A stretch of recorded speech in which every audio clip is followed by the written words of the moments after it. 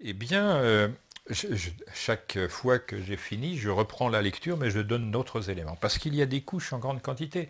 Et les personnes qui ont entendu depuis le début, parce qu'il y en a, savent qu'à chaque fois, je vais donner un élément supplémentaire. Parce que c'est extrêmement vaste, riche, protéiforme. Et cette lecture, moi je l'ai rapidement, j'ai même pas besoin de relire, mais tout le monde ne possède pas cette habitude. Moi j'ai commencé, mon grand-père a commencé à me mettre le nez dedans vers l'âge de 7 ans. Voilà. Avec des questionnements, des conditionnements particuliers, des orientations, etc. C'était très amusant quand on le fait. Sur place, quand j'étais jeune, c'était presque un jeu. Mais j'ai compris que mon grand-père maîtrisait à fond euh, heureux celui qui joint l'utile à l'agréable. Ça c'est bien, si on enseignait comme ça, ce serait génial. Voilà. Bon, on n'en est plus là. Mais, alors, Alors, qu'est-ce je qu'on me parle de dit? Fulcanelli, oui ou non? Fulcanelli, peut-il faire Alors, des liens entre les pyramides égyptiennes et le attends, il Ah, faut que je termine sur ah, Fulcanelli. oui. Ce qui est intéressant, c'est de savoir, et je le divulguerai très clairement, mais pas maintenant, qu'il y a un lien entre les Fulcanelli, le livre qui n'est pas sorti, qui s'appelle Finis Gloria Mundi, et la révélation des pyramides. À savoir, ça peut se justifier maintenant, les personnes qui sont instruites de toute cette histoire complexe, eh bien, qu'elles sachent que le frontispice du mystère des cathédrales montre les pyramides. On pourrait s'attendre à une cathédrale, ben non. Ça montre cornu d'un côté, crâne de l'autre, corbeau, cornu, tiens. Bon. Mhm. Et des pyramides avec quelqu'un sur la patte avant droite qui observe ou qui est en dessous d'une étoile. Donc ces choses-là sont curieuses dans un premier temps, mais le mieux c'est que les personnes, il y en a eu deux qui les ont vues, plus moi ça fait trois, qui ont vu le frontispice créé par Fulcanelli pour l'édition qui devait se faire du Finis Gloria Mundi et qu'il a reprise cette édition. Eh bien c'est encore les pyramides. Voilà. Donc tout à l'heure j'ai parlé de pierre humide. En alchimie, la pierre humide, c'est parler de soufre et mercure, c'est-à-dire élaborer, si je puis dire, une dialectique très particulière, puisque pyre en grec, ça veut dire feu. Et feu, ça n'a rien d'humide. Si, en alchimie, oui. La preuve, le sang est chaud. Ça, c'est la preuve de l'alchimiste. Il dit, étudie le corps, tu verras qu'il est entièrement tourné vers la fabrication de chaleur pour que le sang ait les propriétés qu'il possède. Je vais donner d'autres exemples que je donne dans une vidéo que j'ai faite avec Patrice. On va faire le volume 2 dès que possible. C'est très difficile pour nous de financer cela, compte tenu des difficultés qu'on a avec le Gollum. Mais dans le premier, j'avais donné des exemples dans le calendrier. J'avais dit, vous voyez, le mois de février, c'est un mois, c'est le dernier mois de l'année astronomique, et il a 28 jours, c'est-à-dire la lunaison. Or, c'est dire que ce mois-là a une importance, parce que c'est la lunaison qui est figurée, dans la santé, puisqu'en réalité, c'est la lune qui fait la santé ou la détériore. Et je donnais comme preuve l'acrologie, qui est une formalité très fréquente en Égypte. Alors là, pour Gigal, elle ne va pas suivre, c'est dommage pour elle. F pour foie, E pour estomac, V pour vessie. Alors, foie, estomac, vessie, ça fait bien un triangle point en bas, qui est l'emblème, le glyphe égyptien pour l'eau. Or, il faut commencer par drainer l'organisme par le système lymphatique pour qu'il perde de l'eau inutile pour pouvoir la renouveler. Et après, on remonte en faisant un triangle inverse avec, on a fait fève là, nous sommes d'accord. Mhm. Foie, estomac, vessie. Et après, on va remonter avec air, rein, qui sont doubles, comme les nains, I, intestin, et c'est pour le pancréas qui s'appelait avant épigastre, et R pour rate, pour terminer. Et en effet, le dernier moment de l'épuration organique, c'est la rate, puisqu'elle fait partie, grosso modo, du système lymphatique. Le mot sel qu'on trouve dans l'alchimie, c'est S pour soleil et L pour lune, ou encore solide et liquide, etc. Toute cette manière de voir les choses, si personne ne la transmet, ça va se perdre, et c'est l'héritage des anciens qui se perd. Je rappelle que l'alchimie, c'est un héritage exclusivement. On n'a rien à ajouter, comme le font Patrick Rivière, Patrick Burensteinas et autres zozos. On n'a rien à retirer, comme le font Patrick Rivière, etc., etc. On doit respecter cet héritage. Et le meilleur moyen, c'est de faire connaître les choses et montrer et faire vérifier que ça vient bien de là et pas d'ailleurs. C'est pas de l'imaginaire ni quoi que ce soit. Voilà. Donc, quand on dit solide et liquide, ça rejoint la phrase, enfin l'expression latine solve et coagula, c'est-à-dire dissous et coagule. Parce qu'en réalité, la force de la création dans l'univers, c'est la mort nous dissout corporellement, elle ne change rien à la conscience ni quoi que ce soit, mais ça je l'expliquerai dans les films. Et en revanche, la naissance nous coagule. Mais c'est bizarre parce qu'il y a un inverse inclus là-dedans. L'enfant, il est presque que de l'eau, alors que le vieillard sera presque de la pierre, cassable et tout. Donc on voit que c'est quand même une science subtile. Je donnerai un autre exemple parce que les personnes qui ont acquis cette vidéo pourraient se trouver en doublon. Le mois de mai, le mois de Maya, la maman d'Hermès. Ça renvoie à l'intelligence selon Hermès, qui devrait s'appeler intellect. M, c'est une acrologie encore, c'est pour mémoire, c'est le passé. A, c'est pour attention, c'est le présent. I pour imagination, pour le futur. On voit quand même que c'est des gens qui savent réfléchir et formaliser des choses très particulières, surtout que le mois de mai, du fait de sa position dans le printemps, montre que c'est fécond et ça fait vivre. La mémoire, l'imagination, l'attention, c'est ça qui fait vivre l'intellect, il n'y a rien d'autre. C'est pas la peine d'aller chercher des trucs chez les psychanalystes, les machins, les trucs, il n'y a rien d'autre. Voilà. Après, quand je dis intellect, il y a une raison, parce qu'il y a 8 formes de l'intelligence, et c'est enseigné dans les bouquins hermétiques. Sauf qu'il faut les lire correctement. Et c'est là où on dit le poïmandresse. Mais ça n'est que des jeux de mots entre le grec et l'égyptien. Donc on ne lit qu'une toute petite partie, on lit la surface, on surfe sur les choses. On prétend parler de la mer alors qu'on ne voit que la surface. C'est un non-sens. Bon. Donc je dis patience, simplement j'expliquerai ça au fur et à mesure. Il y a les bouquins qui sont faits, mais je ne peux pas les éditer parce que l'autre tordu a acheté les droits de commercialisation de la révélation des pyramides. Voilà. Donc tant qu'on ne sera pas sorti de l'imbroglio juridique, tout ce que je sais et que j'ai écrit, qui m'a pris beaucoup de temps, beaucoup d'énergie, voilà, ma femme peut témoigner, je travaille, j'arrête pas, je ne fais que travailler. Moi, ma vie, c'est boulot, boulot, boulot.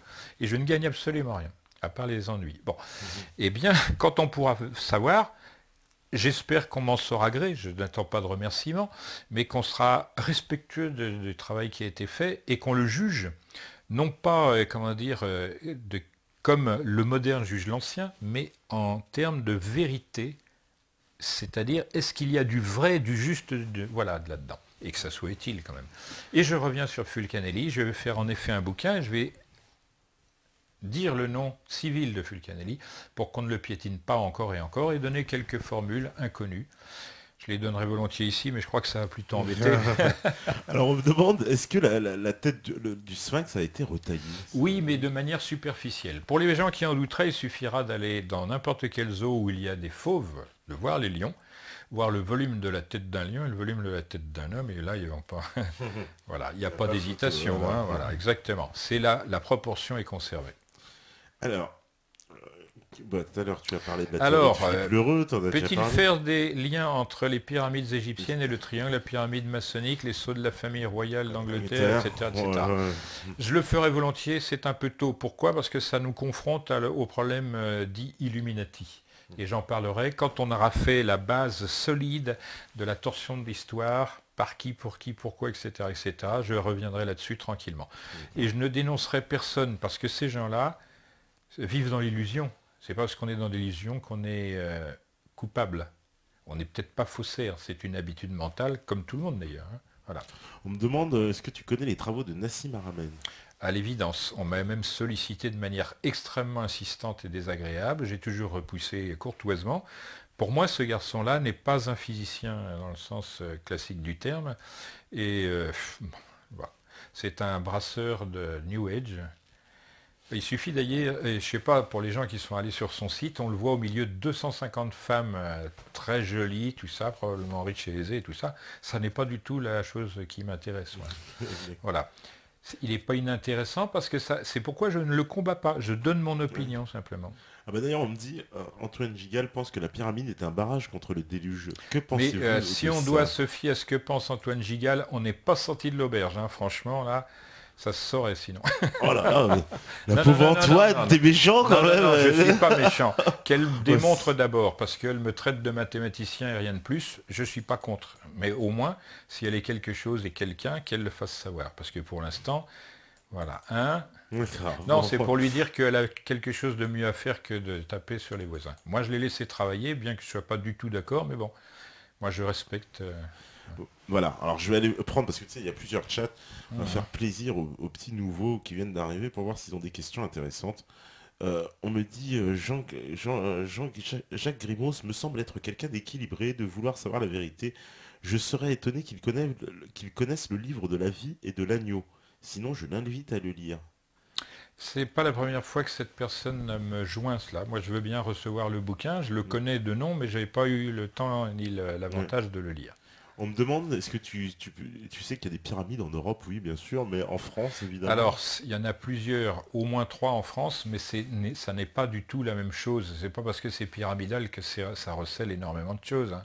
C'est comme le Canada Dry et l'alcool, une fois de plus. Non, mais c'est une pyramide quand même, non? C'est pas C'est bizarre. la forme pyramidale. Mais Ouais. les Romains, les Latins, ils ont piqué ce qu'il y avait chez les Égyptiens. Et on trouve maintenant des obélisques et des pyramides partout. Aux États-Unis, il faut aller à Las Vegas et vous verrez des pyramides et grandeur nature Ouais. quasiment et tout ça. Ben, ça n'a aucun sens. C'est de la copie. Voilà. Et, Comme les Illuminati, c'est de la copie de gens de pouvoir. et cette fameuse, alors, comment dire, cette fameuse théorie des Égyptiens qui débarquent dans les Alpes-Maritimes sur la baie des Anges. Ça a du sens. La baie des Anges, c'est pas vraiment les Alpes-Maritimes, mais peu importe. Mais que les Égyptiens soient venus en France, ça ne fait aucun doute. Ne serait-ce que ici, les Ouais. Moulineaux, Paris, des choses comme ça. Et il suffit d'aller, par exemple, en Normandie. Il y a des noms de villes qui sont du pur égyptien.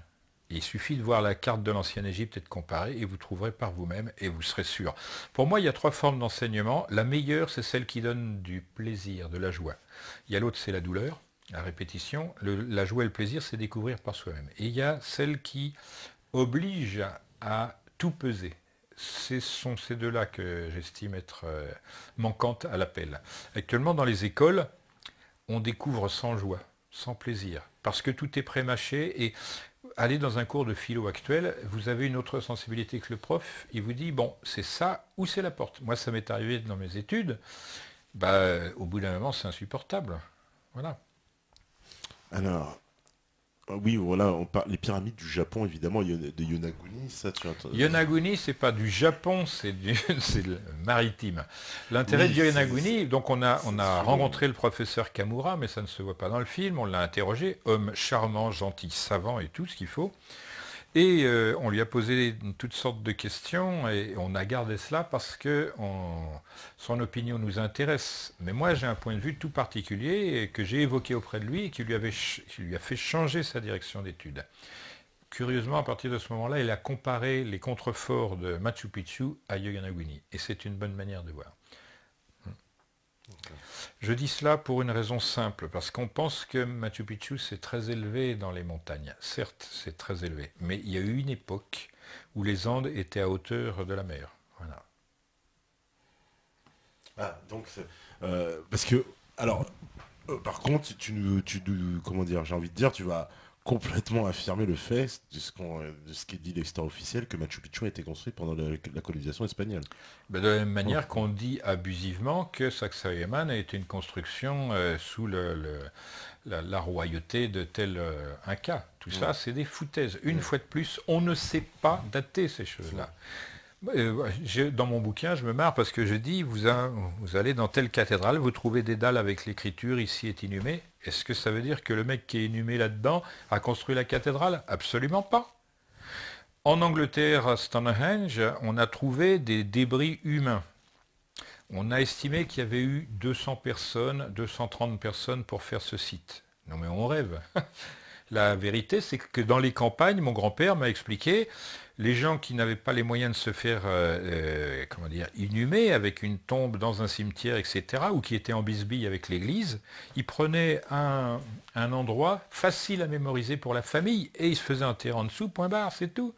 C'est à partir de la Révolution où l'inhumation était obligatoire dans les cimetières, etc., quel que soit le prix, que les choses ont changé. Mais non, avant, on trouvait un endroit très clean, tout ça, c'est comme les trésors, on laissait ça pour mémoriser, on disait, tu vois, il y a 3 pierres qui suivent vers le nord, ben, c'est la deuxième, c'est comme ça que ça se passait. Voilà. Alors, je veux insister sur une personne que j'estime beaucoup, Ouais. et j'ai beaucoup d'admiration pour cette intelligence vive, pour cette modestie, c'est Howard Crowhurst, qui est un Anglais qui s'est installé dans la région de Karnak et qui a travaillé la géométrie de Carnac, et il est tombé sur les mêmes conclusions que moi à Carnac, donc il n'y a pas moyen de se tromper, c'est la même science.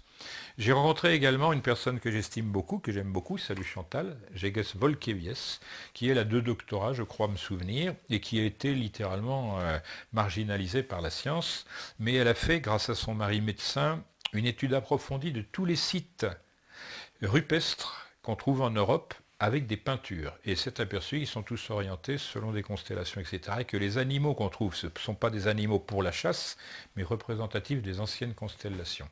Or, ça a été fait pendant la période qui a suivi le cataclysme précédent. Mais je ne vais pas rentrer là-dedans.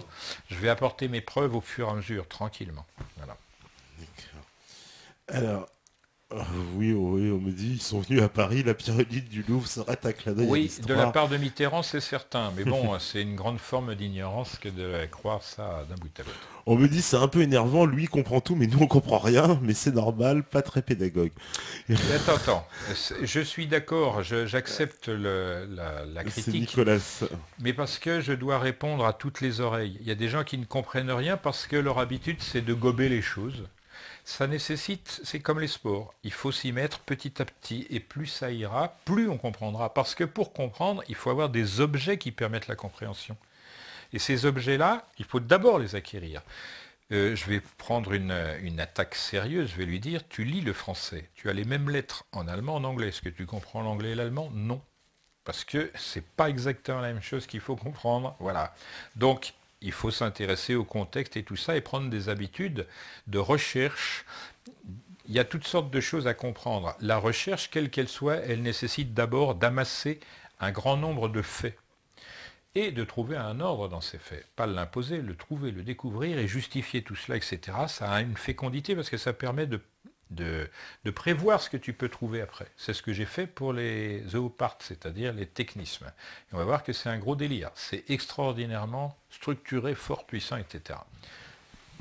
Alors, que pense Monsieur Grimaud du château de Corail de Édouard Littschak?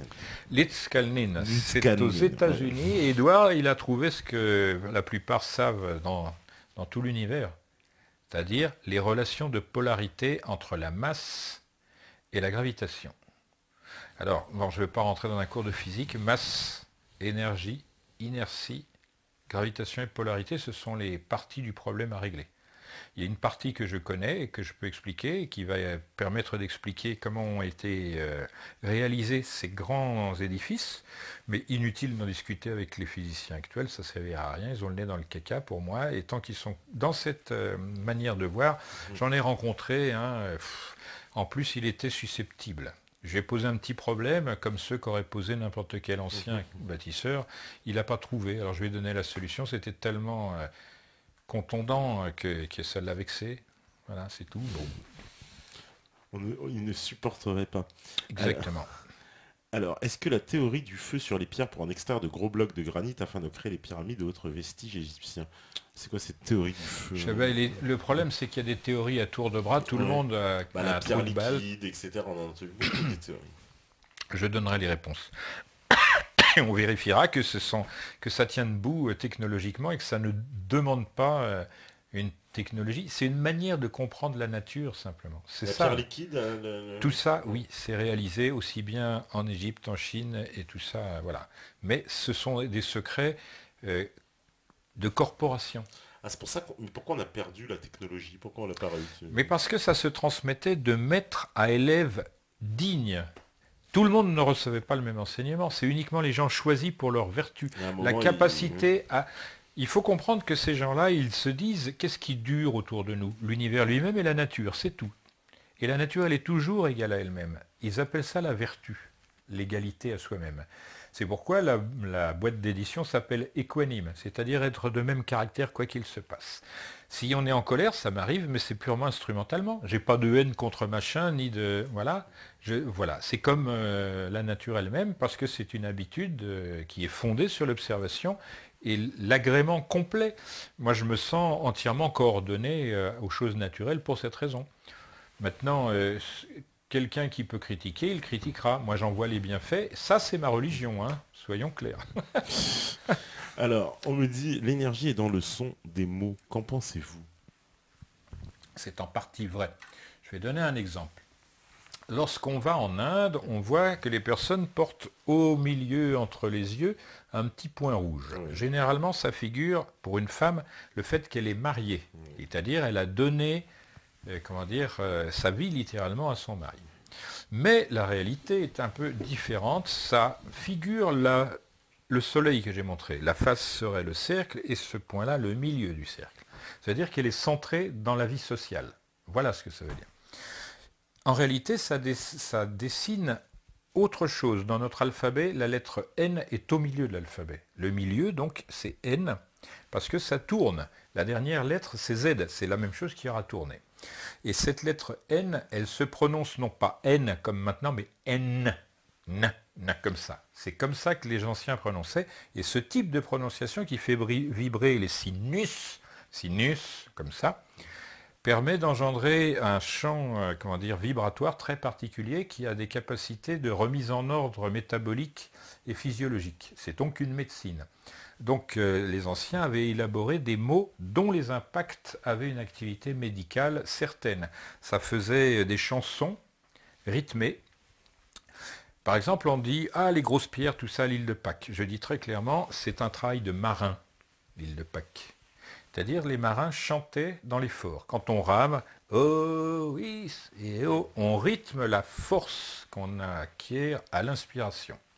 Ça crée l'égrégore d'un mana, ce qu'on appelle, c'est-à-dire une force qui est autonome, mais qui est liée au psychisme des personnes. En Afrique, les exactement. Au Bénin, par exemple. Voilà, au Bénin. c'est fabuleux. Voilà.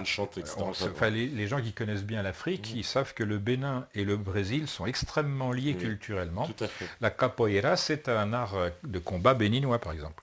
Il y a, tas de choses à savoir.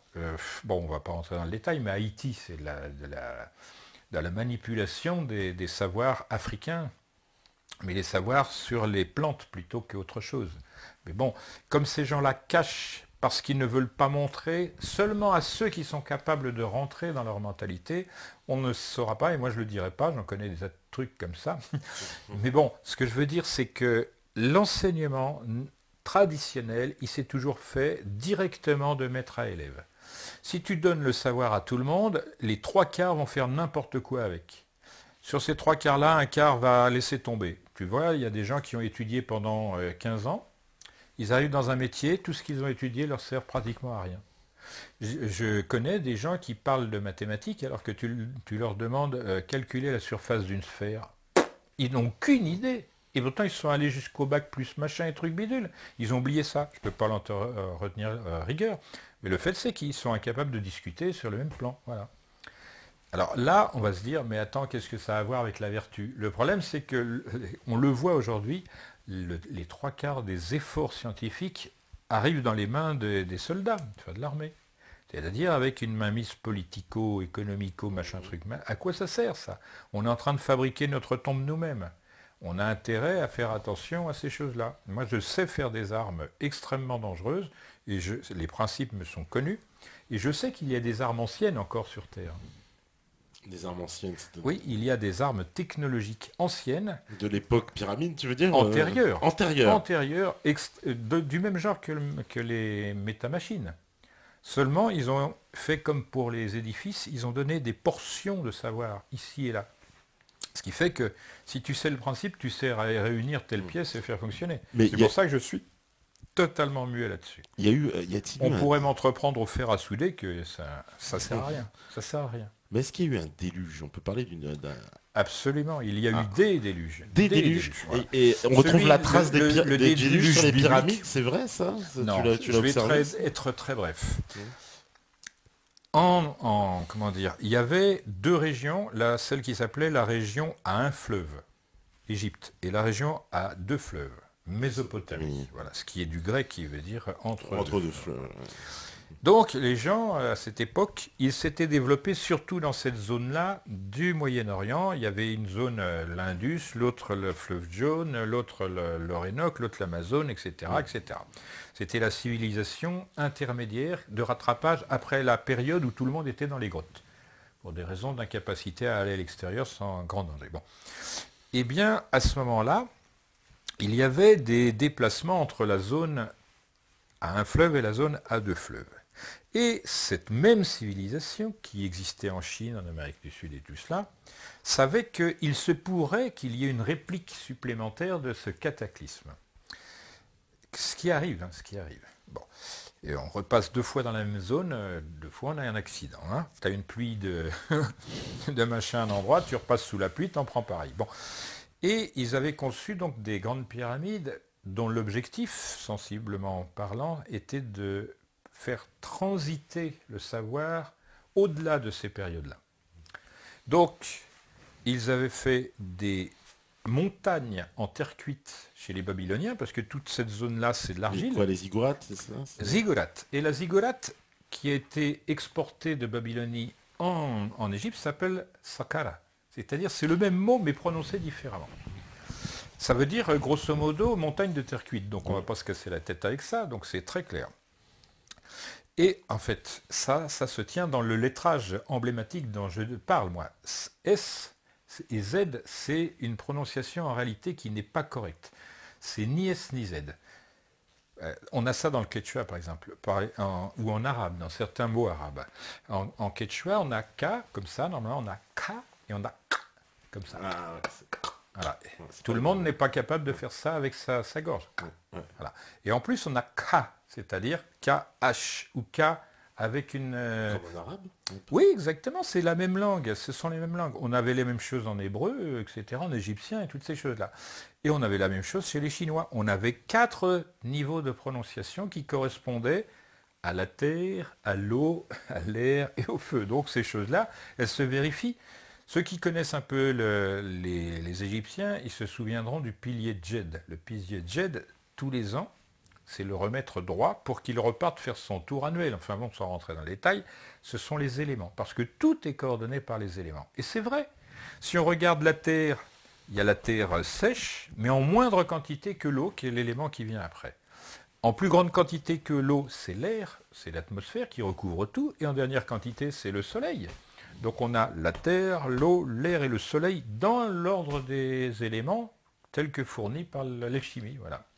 Et quand on voit un individu humain et qu'on réfléchit comme ça, on cesse qu'il respire. Ça dure quoi? 1 minute et demie, 2 minutes, 3 minutes, et il claque après, terminé, il est mort. Il n'a plus d'air. On lui enlève l'eau, en 1 semaine, déshydraté, il peut mourir. En 2 semaines, c'est fait. On lui enlève la nourriture, il peut durer 2 mois. Et on voit qu'il y a une hiérarchie là encore. Mais lorsqu'on lui enlève l'étincelle de vie, cette chose qui est de la nature d'un feu qui oblige, il meurt instantanément. Voilà. Ça, il faudra l'admettre quand on sera assez développé pour comprendre comment ça fonctionne.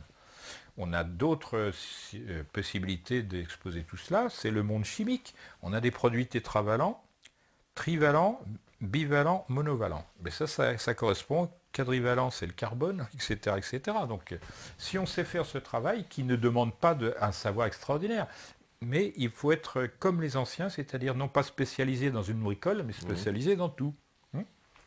Alors, la vie sportive d'un cerveau, c'est de s'intéresser à tout le temps. Voilà. on me dit, Oui. y compris en breton, le ch se prononce comme kha, le k en arabe, avec un r dans la gorge et le son k et r. C'est exact. D'accord. Eh ben, je défie quiconque actuellement de prononcer tel qu'à l'origine le mot Karnak. C'est corps. Non, on était loin. Ah bah ouais, je suis dit bon. C'est pratiquement imprononçable, parce que pour bien le prononcer, il faut comprendre la valeur de la lettre N qui est dedans. Il n'y a que cela qui, si c'est connu, permet de le prononcer. Mais ce mot-là, il a, je le dis très clairement, une incidence sur la gravitation. Une incidence sur la gravitation. Eh oui, parce que si tu l'analyses, c'est C-N-R en petit c.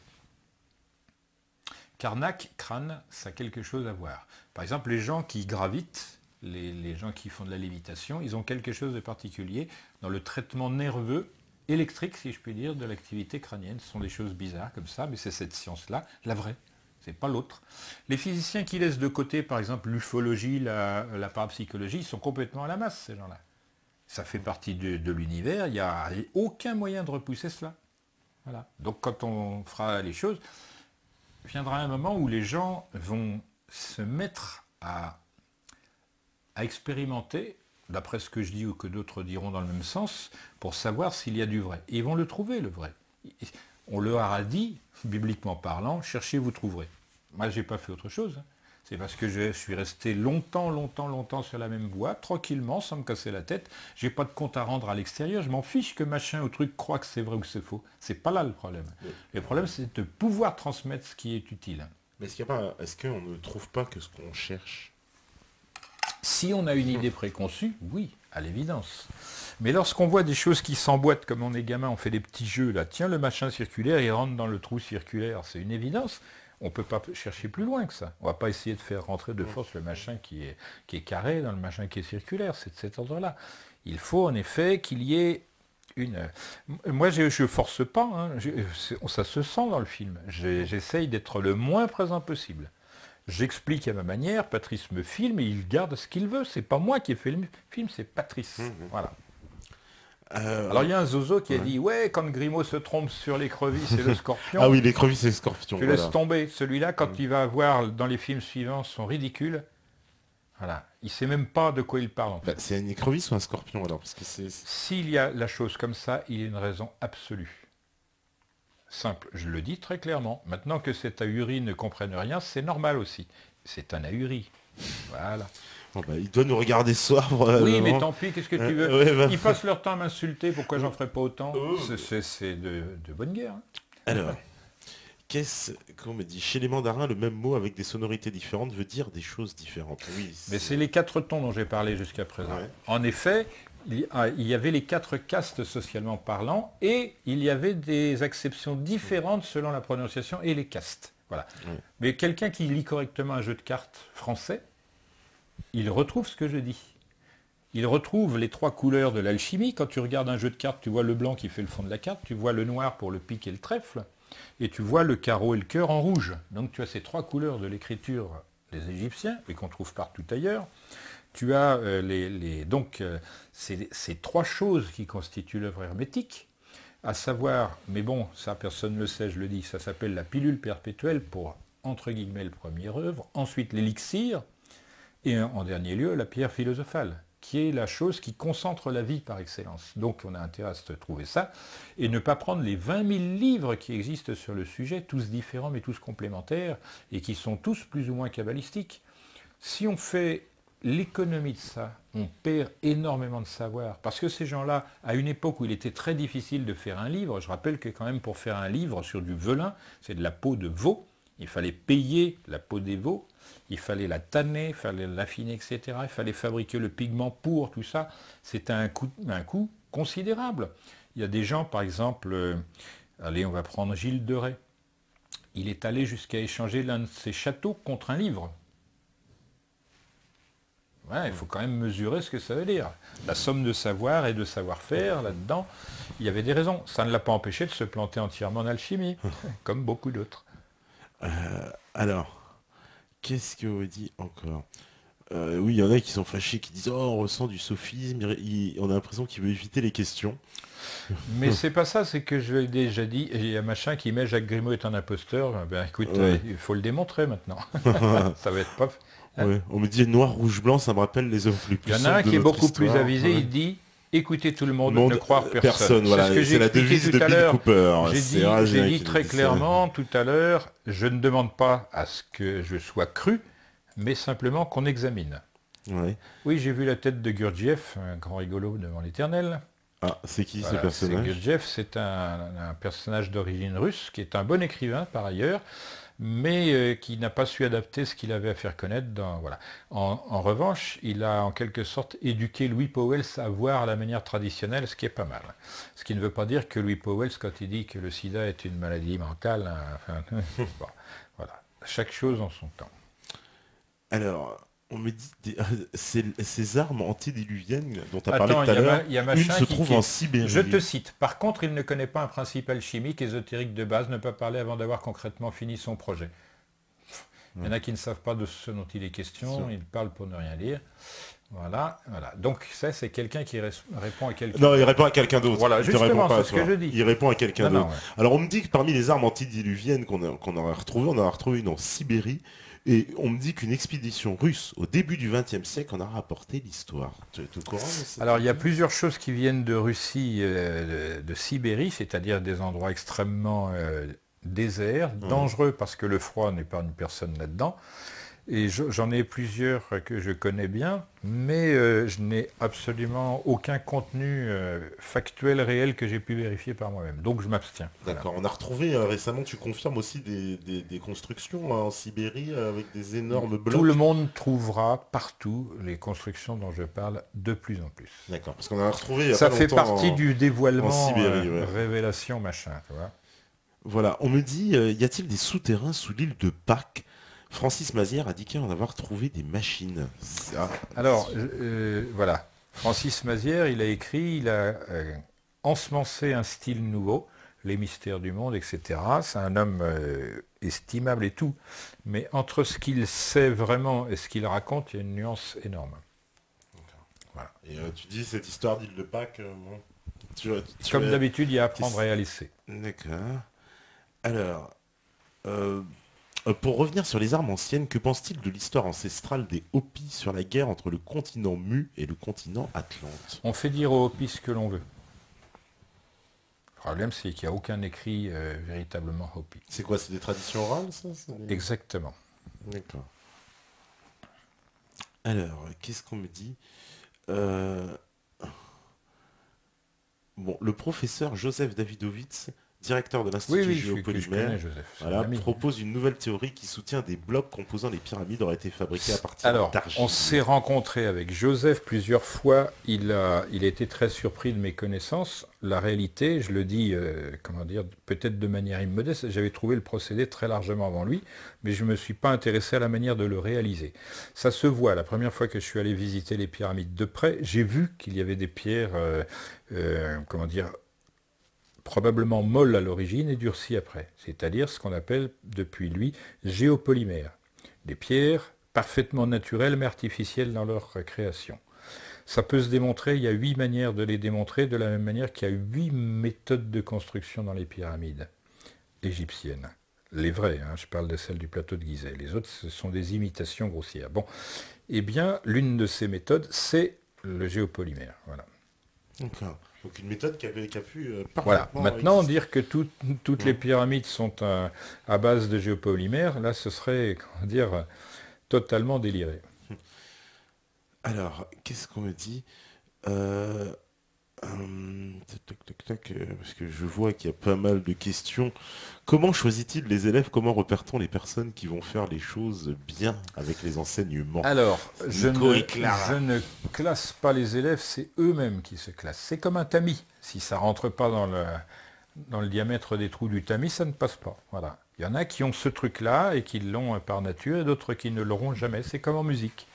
C'est-à-dire, ça nécessite un petit plus.